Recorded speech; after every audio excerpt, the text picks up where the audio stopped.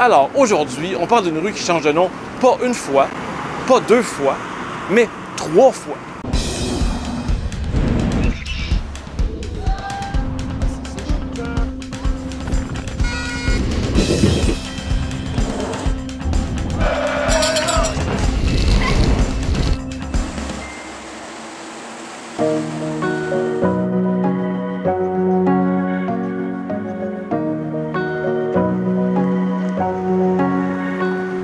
Je suis donc au coin de Sherbrooke et de Bleury, à moins que ça soit du parc. Enfin, aujourd'hui, je vous parle d'une rue qui va avoir 4 noms. Donc, c'est quoi les monuments intéressants qu'il y a sur cette rue-là et comment la rue est importante pour Montréal? Le segment nord de cette rue et le plus long segment de toute la rue, c'est l'avenue du Parc. L'avenue du Parc commence sur la rue Jean-Talon, en face de la gare du même nom. Elle passe à côté du Parc du Mont-Royal, d'où son nom. Et de l'autre côté de la rue, il y a le Parc Jeanne-Mance. Pour moi, l'avenue du Parc, c'est des bons souvenirs. C'est là que commencent la plupart des manifestations pour l'environnement dans lesquelles j'ai participé.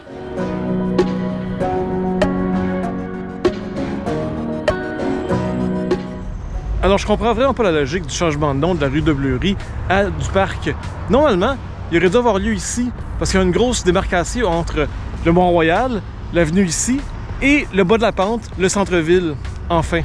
C'est surtout qu'entre 1962 et 2005, il y avait un échangeur d'autoroute qui passait sur la rue des Pins et qui séparait l'avenue du Parc en deux, laissant juste un petit bout jusqu'à Sherbrooke. L'hypothèse la plus logique, c'est que en bas de Sherbrooke, c'est Ville-Marie, et en haut de Sherbrooke, c'est le plateau Mont-Royal. Donc c'est pour ça que la rue change de nom à ce moment-là.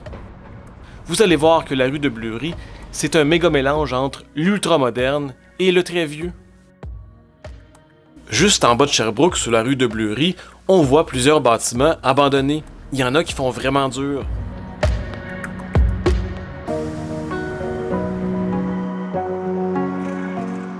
Je dis pas qu'il faudrait toutes les détruire et les mettre à terre pour construire des tours à condos, mais on pourrait faire du façadisme, comme on voit de l'autre bord de la rue, c'est-à-dire garder les plus belles façades et construire des tours en arrière.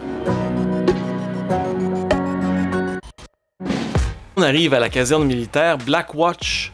Les Black Watch étaient au départ des soldats d'origine écossaise. Ils ont participé à toutes les grandes guerres. Aujourd'hui, c'est un très joli bâtiment sur la rue de Bleury.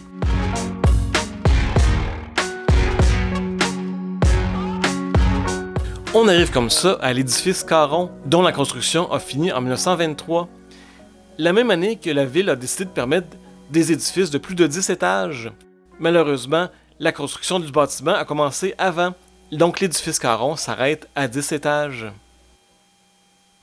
On passe maintenant à côté de l'hôtel Art de Vivre en construction, dont je vous ai parlé dans ma dernière vidéo. Allez la voir après avoir visionné cette vidéo.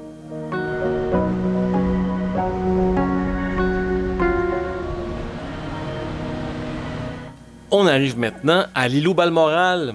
Ce sont des nouveaux bâtiments dont la construction s'est achevée en 2017.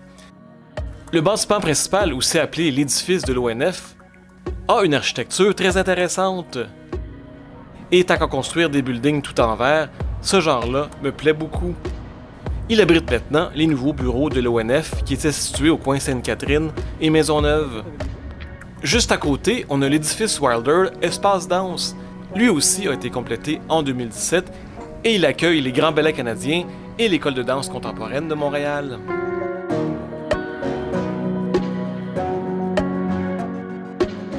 On arrive maintenant au cinéma impérial qui a été construit en 1913. À l'époque, il comptait 2000 sièges. Alors, le cinéma qui est derrière moi, le cinéma impérial, n'est pas trop actif aujourd'hui, mais pour moi, c'est quand même de très bons souvenirs. La toute première fois que je suis allé au cinéma dans toute ma vie, c'était en 1980 pour voir un programme double Star Wars Empire Strikes Back, là-dedans, dans le cinéma impérial. J'avais même renversé ma liqueur sur la madame en avant. Il a été complètement rénové en 2004 et maintenant il compte que 819 sièges. Par contre, son décor est toujours luxueux et très de bon goût. On arrive maintenant au coin le plus achalandé de la rue de Bleury de nos jours, le coin Sainte-Catherine. On voit la banque Toronto Dominion, qui à l'époque s'appelait juste The Dominion Bank. l'édifice qu'on voit aujourd'hui a été construit en 1927. De l'autre côté de la rue, on peut voir un magasin d'appareils photo appelé Gosselin. Mais si vous vous souvenez bien, à l'époque, ça a été le dernier refuge des studios de Musique Plus, le réseau de télé qui était consacré à la musique. On arrive maintenant à l'église et la salle de spectacle du Jésus. L'église a été construite en 1865 et à l'époque, c'était la chapelle du collège Sainte-Marie qui était juste à côté. À l'époque de sa construction, on avait prévu faire 2 grandes tours qui n'ont jamais été réalisées.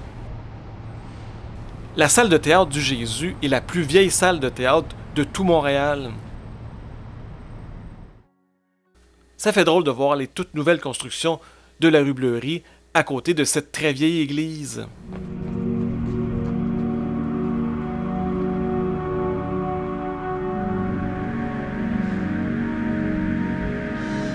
Juste à côté de l'église, on voit un très vieux mur. C'était le mur d'enceinte du collège Sainte-Marie. Un immense collège qui a été fondé en 1848 et il a cessé ses activités en 1969. On l'a détruit en 1975. Le collège a formé plusieurs écrivains et poètes très célèbres comme Hubert Aquin, Claude Gauvreau, Jean-Claude Germain et Michel Rivard. J'aime bien le fait qu'ils ont gardé un de ces murs-là. C'est ça qui fait que Montréal est si intéressant.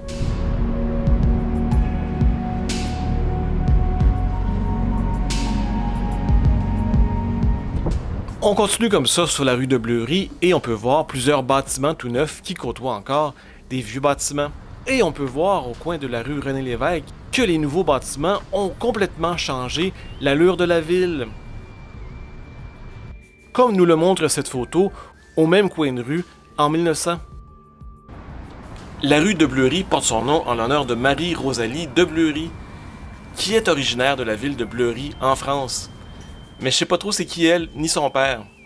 La rue a toujours été le prolongement de la rue dans le Vieux-Montréal qu'on va voir tantôt, et elle se nomme comme ça depuis 1810. On arrive au Sawton Building, qui a été construit en 1916 et qui à l'origine hébergeait des imprimeurs. D'ailleurs, on appelait ce secteur Paper Hill, en l'honneur de tous les imprimeurs qui s'y trouvaient. J'aime vraiment beaucoup la façade de ce bâtiment, richement décoré avec des belles statues. On arrive maintenant au coin de la Gauchetière et on voit un tout nouvel hôtel, c'est l'hôtel Bonville. Vous souvenez-vous ce qu'il y avait là avant? C'était une espèce de restaurant thématique qui s'appelait la Maison Hantée.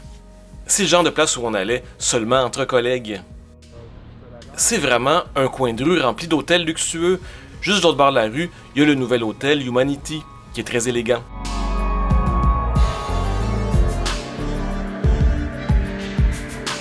Alors, on est ici à la place Jean-Paul Riopelle et on a décidé comme ça de changer le nom de la rue juste pour un tout petit bout, le nom de la place, pour l'appeler la place Jean-Paul Riopelle. Et c'est d'ailleurs l'adresse du Palais des Congrès en arrière de moi, c'est le 1 place Jean-Paul Riopelle. Cette place est un des rares espaces verts de ce coin du centre-ville de Montréal. On y retrouve la magnifique sculpture La Joute de l'artiste Jean-Paul Riopelle. Cette œuvre créée à la fin des années 60 a finalement été réalisée pour les Jeux olympiques de Montréal en 1976. Elle trônait fièrement sur l'esplanade du stade olympique. Elle avait été laissée un peu à l'abandon, donc en 2002, on la déménagea à son emplacement actuel. Bon, l'hiver, on voit pas son plein potentiel, mais pendant les soirs d'été, on peut y voir du feu, de la fumée. C'est très spectaculaire. Donc, on quitte la place et on voit à côté de moi le Palais des Congrès, dont je vous parlerai probablement dans une autre vidéo. On rend un dernier hommage à Jean-Paul Riopelle avec cette belle statue.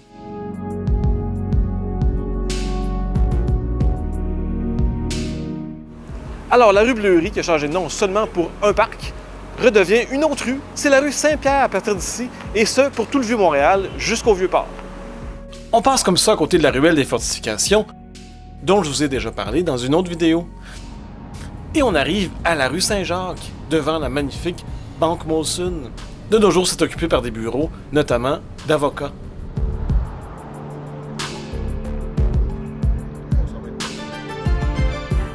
On arrive en vue du bâtiment qui s'appelle Caver Hill Block. Et à l'époque de sa construction, en 1866, C'était une quincaillerie. La rue Saint-Pierre serait apparue autour de 1672 et elle porterait le nom de Saint-Pierre en l'honneur de Pierre Gadois, qui était le propriétaire terrien au début de la ville de Montréal. On arrive comme ça au café Titanic. Pourquoi ça s'appelle comme ça? Parce qu'ici, il y avait un bureau de la White Star Line, la compagnie qui était propriétaire du Titanic. On pouvait d'ailleurs s'acheter des billets pour une croisière à cet endroit.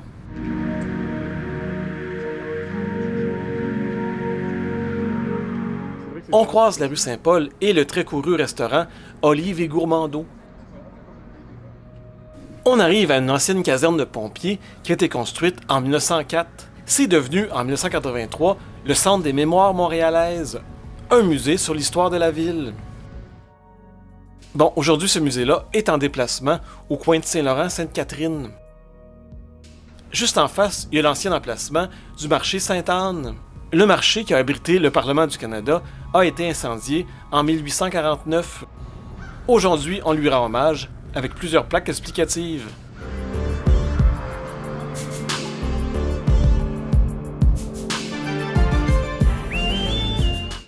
On arrive comme ça à l'ancien hôpital général de Montréal.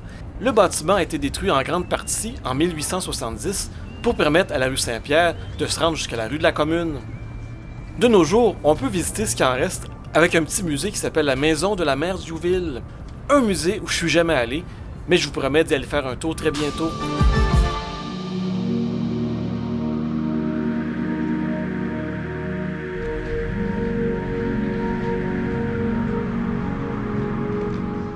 On arrive comme ça sur la rue de la Commune et on voit le monument à M. John Young.